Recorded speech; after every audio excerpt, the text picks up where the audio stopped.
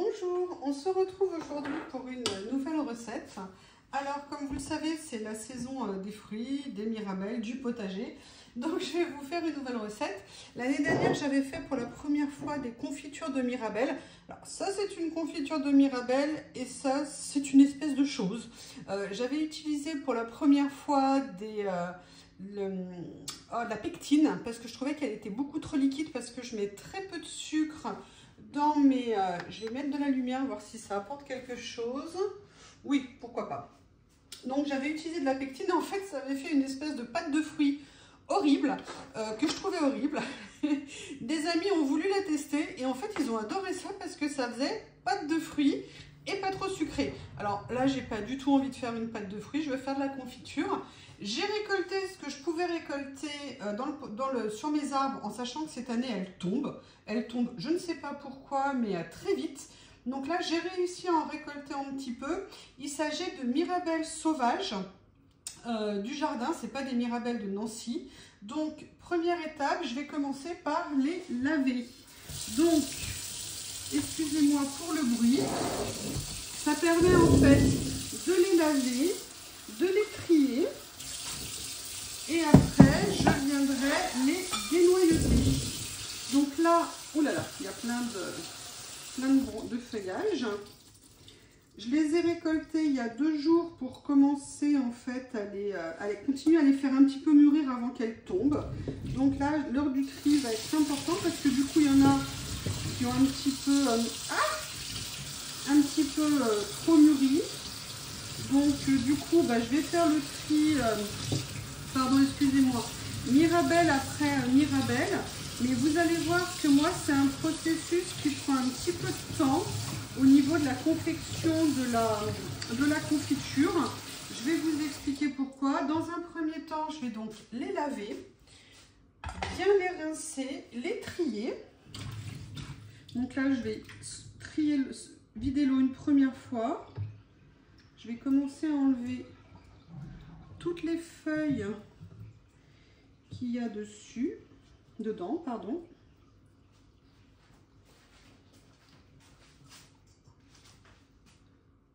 Oui, excusez-moi, je reprends. Donc je vous disais, là voilà, je suis en train de faire le lavage et le tri. Là, je vais remettre un deuxième bain d'eau. Petit à petit, je vais tout enlever, tout bien rincer et tout ça.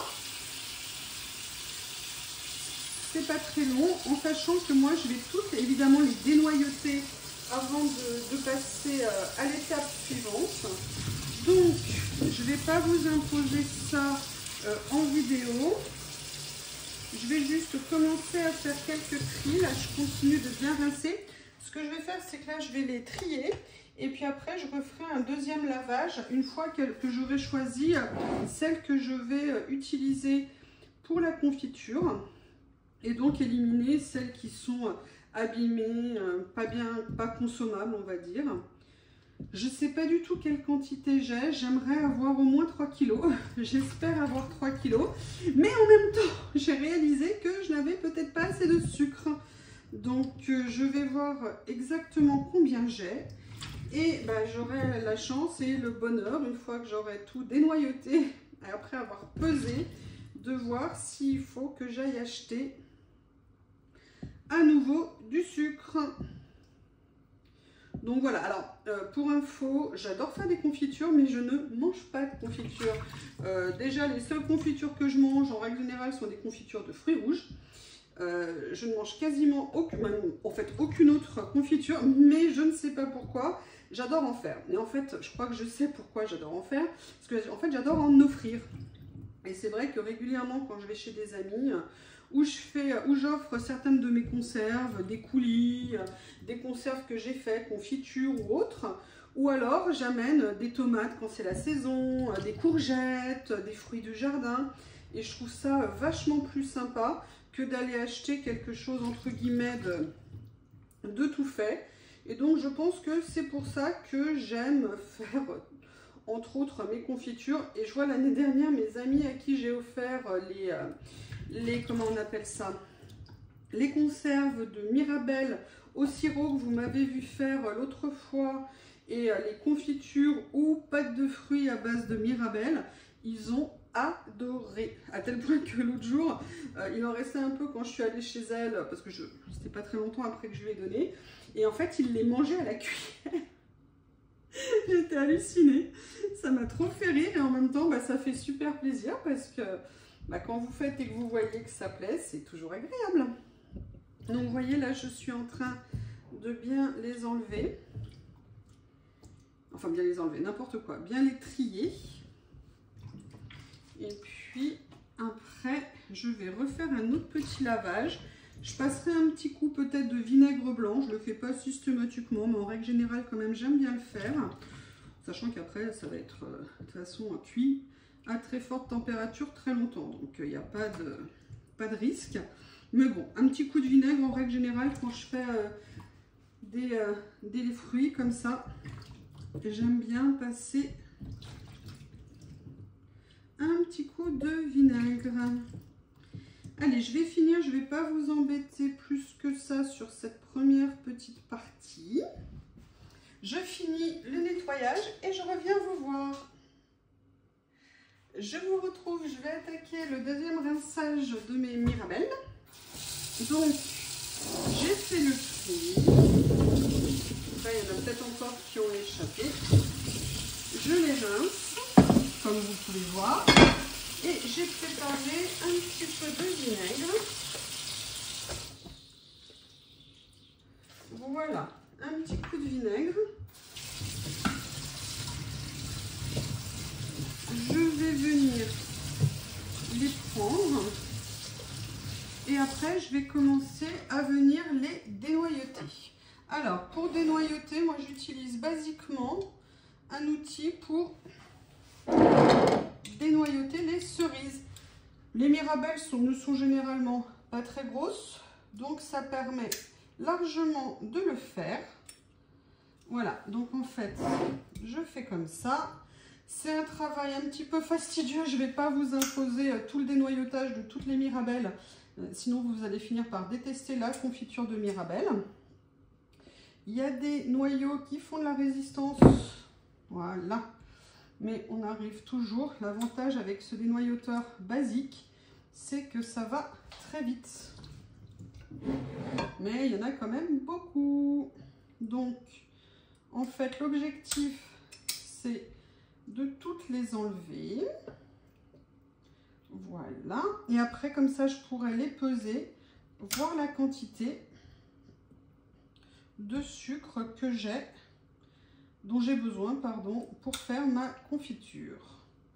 Donc, voilà, je vais continuer à les dénoyauter. J'essaye de les prendre dans le bon sens pour faciliter. Sur mon autre mirabellier, je suis un peu embêtée. Pourtant, c'est un mirabellier de Nancy. Mais là, avec la pluie, le temps bizarre, elles sont toutes farineuses. Ça m'embête parce que je dois faire des clafoutis à la Mirabelle. Et je ne sais pas du tout ce que ça va donner avec. Mais bon, on verra bien. Et puis, je voulais faire encore d'autres confitures éventuellement derrière. Parce que alors, celles-ci, elles sont vraiment toutes tombées. C'est incroyable. Il n'y a pas eu de tempête, il n'y a pas eu... voilà, je sais pas. Est-ce que c'est la sécheresse après avoir eu trop de pluie? Je ne sais pas du tout. Donc, je dénoyote, nous dénoyotons. Hop. J'essaye de trouver à chaque fois là où il y avait la tige pour faciliter le dénoyautage. Allez, je ne vais pas vous imposer tout ça. Je vais mettre en pause et je vous reprends quand j'ai fini. À tout de suite. Me revoilà pour la prochaine étape de la confiture. Donc là, j'ai vidé mes Mirabelles. Je les ai pesées et à la pesée, je n'ai malheureusement que 2 kg. Mais je vous avoue que 2 kg à dénoyauter, c'est un petit peu long et fastidieux. Et là, en fait, on va passer à la deuxième étape. Alors moi, pour 1 kg de Mirabelle, pour 2 kg, je ne vais pas mettre 1 kg de sucre. Je vais mettre un petit peu moins. C'est-à-dire que je vais mettre à peu près entre 800 et 900 g de confiture. Et là, je vais faire une première étape. première étape où je vais mettre le sucre dans mes mirabelles et je vais laisser macérer. Alors, je ne vais pas mettre tout le sucre, hein. Là, je vais mettre à peu près la moitié de ce que je mettrai en tout. Et je vais le recouvrir pour la nuit et je vais laisser macérer les mirabelles toute la nuit. Comme ça, demain matin, quand je viendrai faire les confitures, j'aurai un joli sirop qui se sera fait. Je vais encore en mettre un petit peu. Un joli sirop qui se sera fait et à partir de ce moment-là, je pourrai commencer la cuisson de mes mirabelles. Donc, je vais prendre un torchon et je vais les recouvrir de façon à ce qu'elles soient protégées de tout intrus.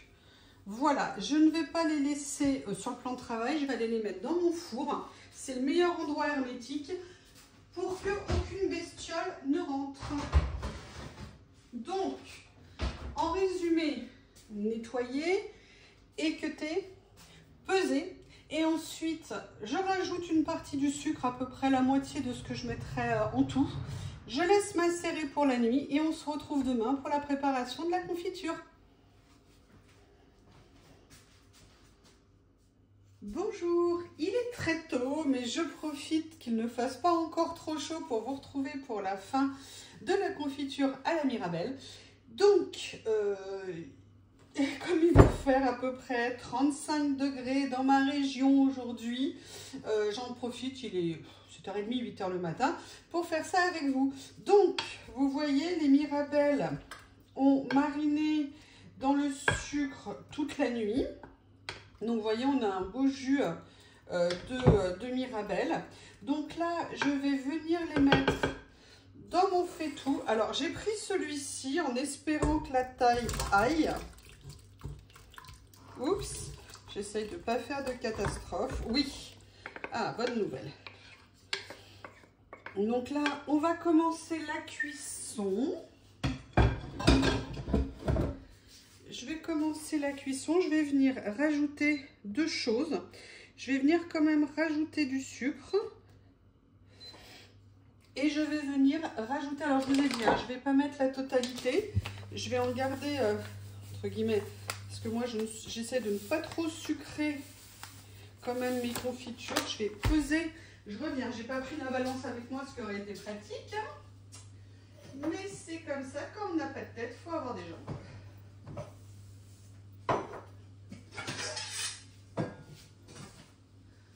Voilà. Donc, si Madame la Balance veut bien marcher, j'ai un problème de balance. Je ne sais pas pourquoi, mais les piles, elles se consomment non-stop.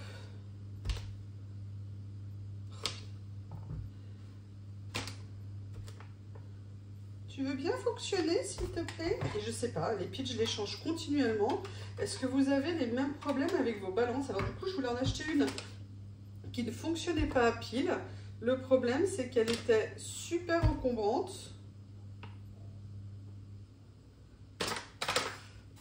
Donc là, il me dit c'est 400 grammes. Je vais encore en mettre un petit peu. 300 grammes. Ça fera 700 grammes pour 2 kilos. Ouais, je ne vais pas en mettre plus.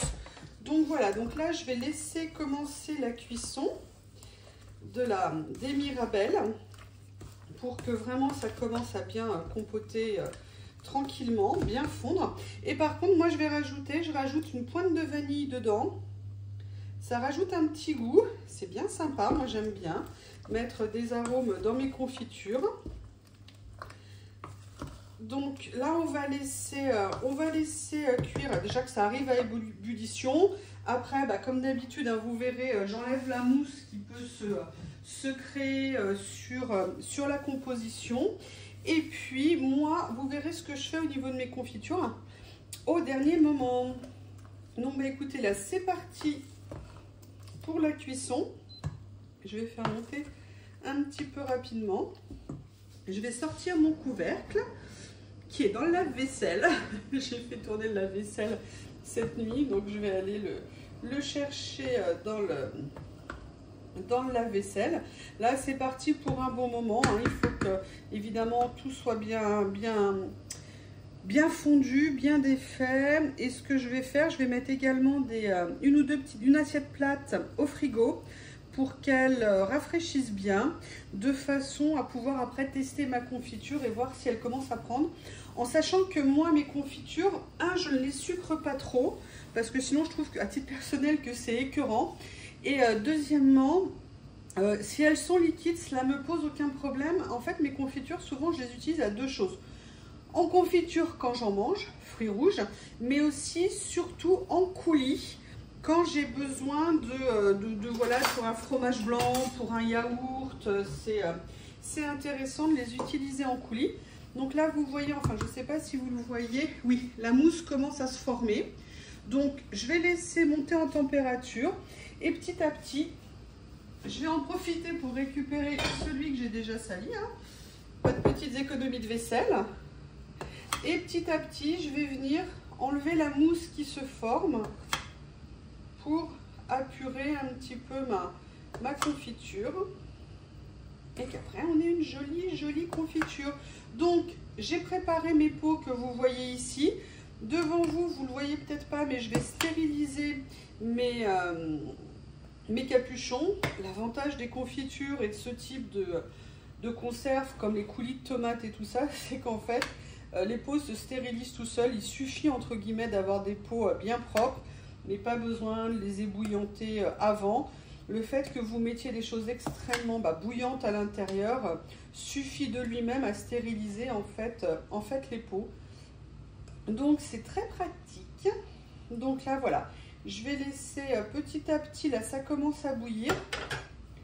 Je vais laisser petit à petit se faire la cuisson de mes mirabelles et on se retrouve plus tard. Allez, on se retrouve dans une nouvelle étape de la préparation de la confiture. Comme vous savez, moi je n'aime pas nécessairement les morceaux de ma confiture. Donc là, j'ai laissé cuire un petit moment. Pas beaucoup pour l'instant, à peu près 10-15 minutes. Mais je vais les passer maintenant au plongeur pour en fait enlever une grande partie des morceaux de mirabelle pour les réduire en purée. Et puis comme ça permettra d'avoir une confiture avec quand même des petits morceaux. Hein. J'en laisse certains, mais j'en enlève quand même une bonne partie.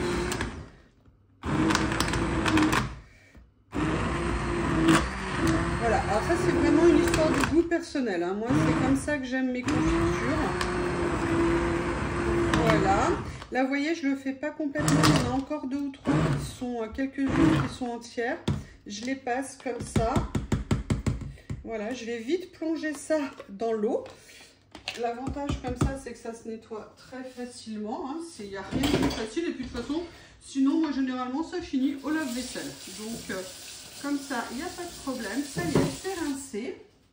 Et je vais également rajouter quelque chose pour une fois. Pour une fois, je l'ai fait dans un petit ramequin, comme vous pouvez le voir derrière. J'ai pressé le jus d'un citron. Et je vais venir l'ajouter à ma préparation. Je l'ai fait dans un ramequin, c'est un miracle, hein, parce que d'habitude, je le fais sur la casserole. Et comme ça, après, il y a les pépins qui vont dedans.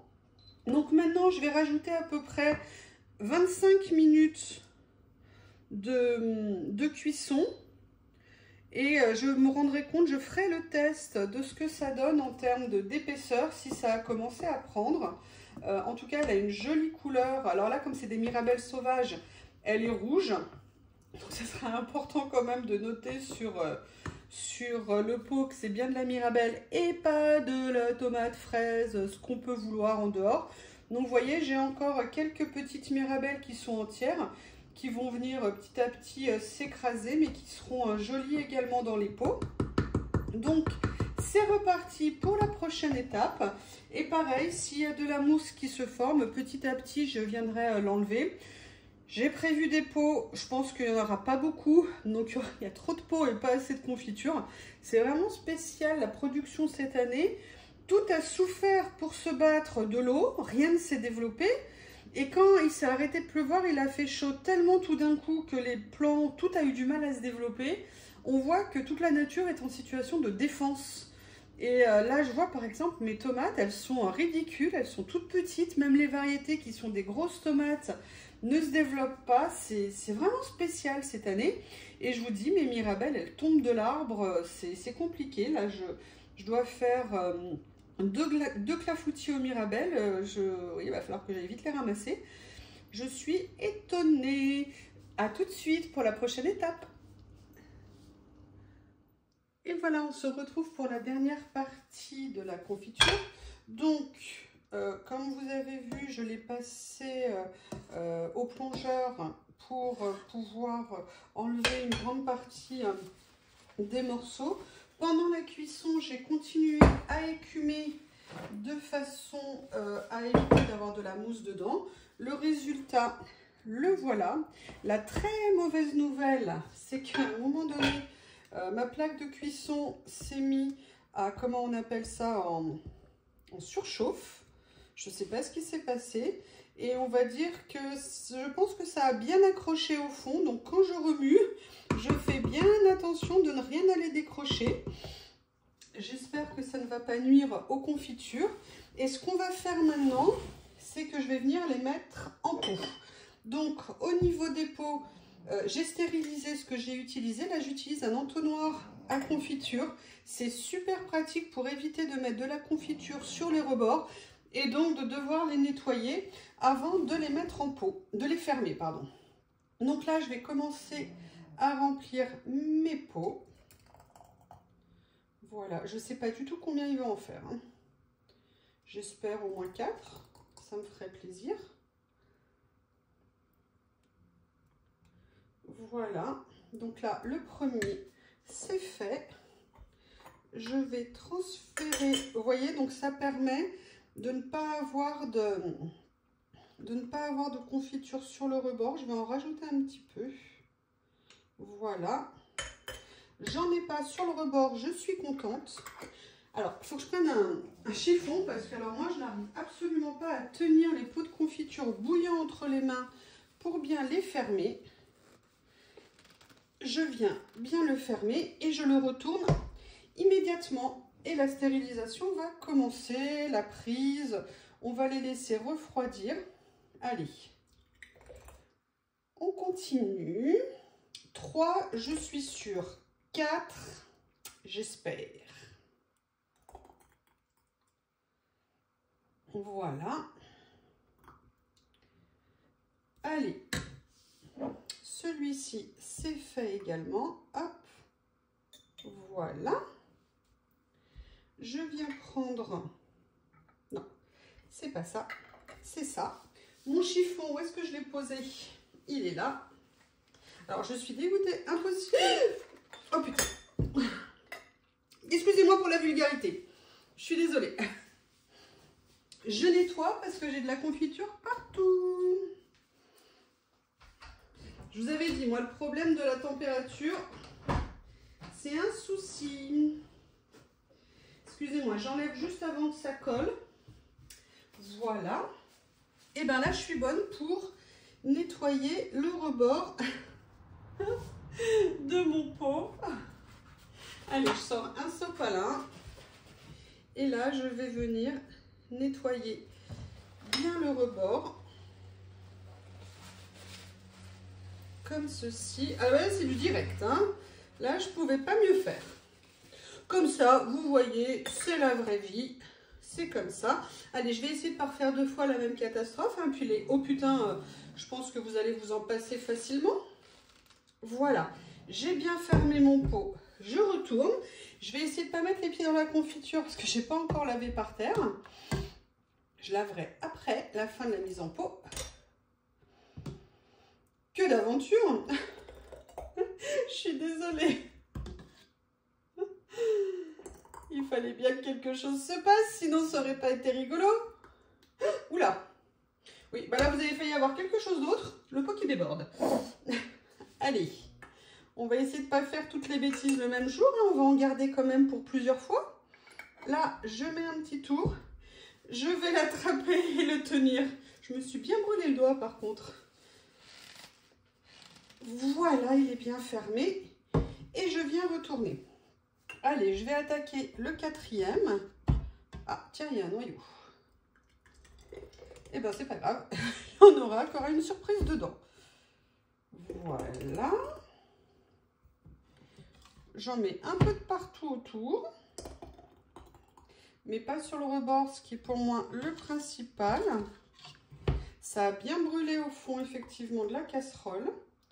Je suis dégoûtée. J'en prends un au cas où, mais je pense que j'aurai juste la place de faire un fond de pot. Là, je vais venir... Oh là là! Vous avez vu ce qui s'est... Excusez-moi. J'ai failli renverser à nouveau le pot.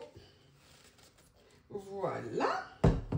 Allez, le 4e, c'est fait. Et on va dire que j'ai du bonus. Pas beaucoup. Parce que je ne veux pas mettre de brûlé dedans. Donc là, je vais venir faire ça. Je vais venir prendre une spatule. Une maryse. Pour essayer de prendre la couche supérieure de ce qu'il y a dans ma casserole. Et pouvoir récupérer le max de ce qui est consommable par rapport au brûlé. C'est vraiment bizarre. Je ne sais pas ce qui s'est passé. En plus, je m'en suis pas rendu compte comme une espèce de cruchonne.